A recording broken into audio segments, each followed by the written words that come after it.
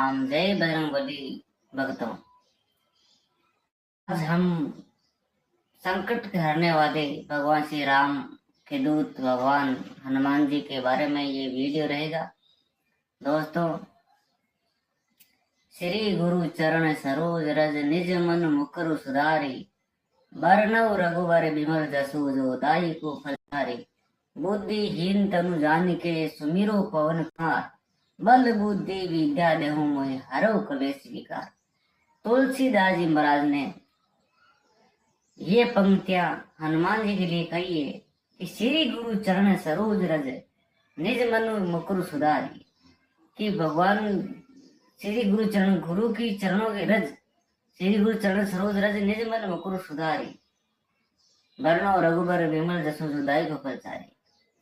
मैं उस भगवान की ये मन रूपी जो महल है, इसको धोकर मैं भगवान राम के सभी जो इस चारों लाभ देते हैं, धर्म काम अर्थ मोक्ष, उनका मैं स्मरण करता हूँ।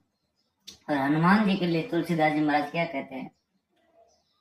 श्री गुरु चरण सरोज रज निज मन मुकुरु सुधारी, बरनउँ रघुबर बिमल जसु जो दाई को फलचारी। बुद्धिहीन तनु जानिके सुमिरो पवन कुमार, बल बुद्धि विद्या देहु मोहि हरऊ कलेश विकार।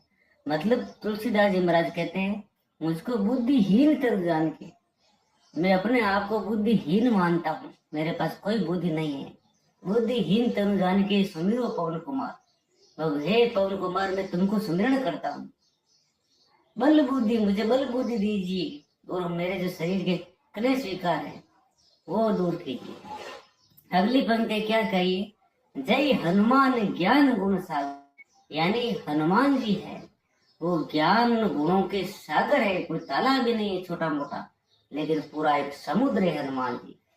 जय हनुमान ज्ञान गुण सागर, जय कपीस तीन लोक उजागर। तीनों लोकों में भगवान हनुमान का जय जयकार होता है। राम दूत अतुलित बल धामा, ये भगवान जी राम का दूत है, अतुलित बल है, अतुलित बल धामा। अंजनी पुत्र पवन सुत नामा, अंजनी के पुत्र और पवन जी के पुत्र हैं। महावीर विक्रम बजरंगी, कुमति निवास सुमति के संगी।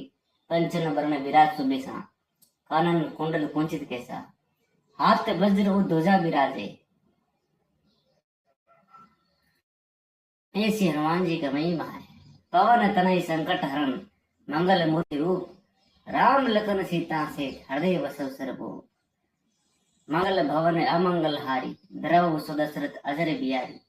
जय सिया राम, जय जय सिया राम, जय सिया राम, जय जय सिया राम। जब भी भक्तों आप संकट में पकड़ जाते हो, आपको चिंता ही सताती है, तब आपको क्या करना है? हनुमान जी का वो शक्तिशाली मंत्र जपना है, जिसका 108 बार जाप करने से तन मन और धन तीनों की समस्या खत्म। मंत्र यह है, कवन सुकाज कठिन जग माई, जो नहीं होए तात तुम पाई। कवन सुकाज कठिन जग माई, जो नहीं होए तात तुम पाई। ये मंत्र है, वे बहुत ही उपयोगी है, बहुत ही शक्तिशाली है। इसमें कहा गया है कि हे हनुमान जी, ऐसा सृष्टि के ऊपर कौन सा संकट है जो आपसे दूर नहीं होता। कवन सुकाज कठिन जग माई, जो नहीं होई तात तुम पाई। और जब भी हम बाहर निकले किसी यात्रा के ऊपर, या कोई एग्जाम देने के लिए, या कोई समस्या, कोई कोर्ट की चक्कर है, कोई कैसा ही समस्या है, उस समस्या के लिए हमें बाहर निकलने के लिए ये मंत्र जपना चाहिए। ये चौपाई, दीन दयालु बिरदु संभारी, हरऊ नाथ मम संकट भारी।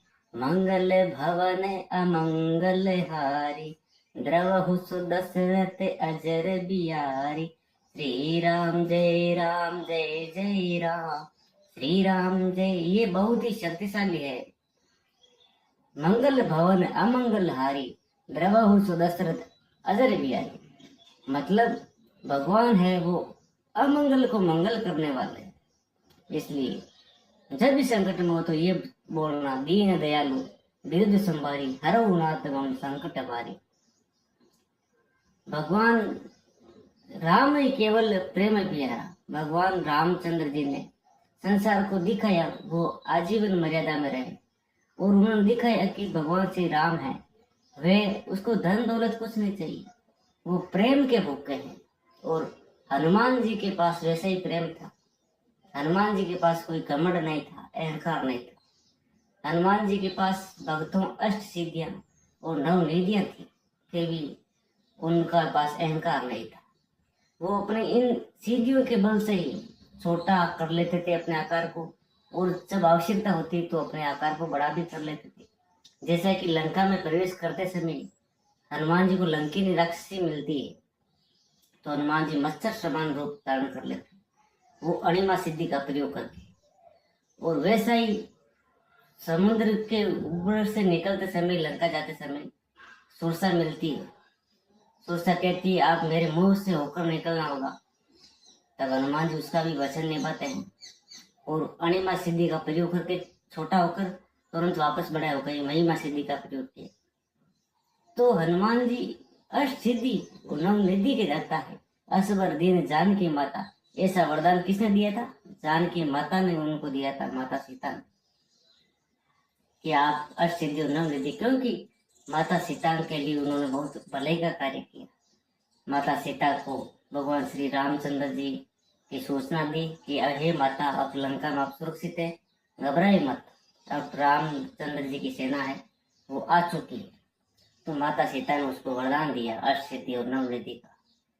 तो हनुमान जी इन सिद्धियों से भी अहंकार नहीं किया, जबकि बड़े बड़े महावीरों को उन्होंने घमंड तोड़ा है, जिसमें अर्जुन का घमंड भी हनुमान जी ने तोड़ा, गरुड़ का तोड़ा, सुदर्शन का घमंड तोड़ा, और पांडवों के महायोद्धा भीम का भी उन्होंने घमंड तोड़ा। जब भीम एक बार आवश्यक अज्ञातवास के दौरान आवश्यक कार्य के लिए जंगल में जा रहे थे, तो रास्ते के अंदर क्या है, हनुमान जी वृद्ध रूप धारण करके वानर के शयन मुद्रा में लेट गए। तब लंकापति वो भीम था, अहंकार था, और निकलने के लिए तुच्छ वानर भीम के रास्ते में कैसे आ गए, ऐसा था। अब हनुमान जी ने कहा मैं तो वृद्ध हूं, तुम युवा हो, महाबली हो, निकल जाओ, पूंछ को हल्के हाथ से साइड में करके निकल जाओ। तब भीम ने बोला कि ये भीम का हाथ है, तुम आकाश में चले जाओगे। हनुमान जी ने कहा छो ठीक है, देखते हैं। तब भीम जाकर ऐसे पूंछ साधारण वानर की तरह उठाया, तो उठा नहीं पाया, और जोर किया तब वो और भी उठा नहीं पाया। मन में सोचने लगा कि ये कोई साधारण वानर नहीं हो सकता, ये कोई ब्रह्मा विष्णु महेश में से कोई शक्तिशाली जरूर है, क्योंकि भीम की शक्ति यहाँ धरती पर कोई मुकाबला ही नहीं है करने वाला। तब उसने हाथ जोड़कर कहा हे वानर राज, आप कौन हो, ये परिचय दीजिए, आप कोई साधारण व्यक्ति नहीं। अगर साधारण होता तो भीम के हाथ से आसमान में पहुंच जाता, आप कोई महाबली हो। तब हनुमान जी ने उस भीम को दर्शन देते हैं अपने हनुमान जी के रूप का। तब भीम हाथ जोड़कर निवेदन करना लगता है हे बजरंगबली, आज मेरा घमंड चकनाचूर कर दिया आपने, क्योंकि मैं सोचता था कि धरती पर मेरे से बढ़कर कोई है ही नहीं, लेकिन हनुमान जी से बड़ा तो कोई है ही नहीं भगवान, आपसे तो मैं कैसे बड़ा हूं। तब हनुमान जी ने कहा कि मैं तेरा गर्व समाप्त करने के लिए आया हूं हनुमान। ऐसे ही अर्जुन का भी गर्व तोड़ते हैं हनुमान जी। जब एक बार अर्जुन जाता है तो हनुमान जी को कहता है कि मेरे से अच्छा कोई धनुर्धर है ही नहीं, मैं तो आपके इस पानी के ऊपर बाणों से सेतु बना सकता हूँ। तो हनुमान जी ने कहा कि बना, मेरे भगवान श्री राम थे सबसे धनुर्धर। अर्जुन ने कहा नहीं, मैं हूं। अगर राम धनुर्धर होता तो पत्थर का सेतु कैसे बनाता समुद्र के ऊपर, धनुष बाणों से बना सकता था मेरे जैसा।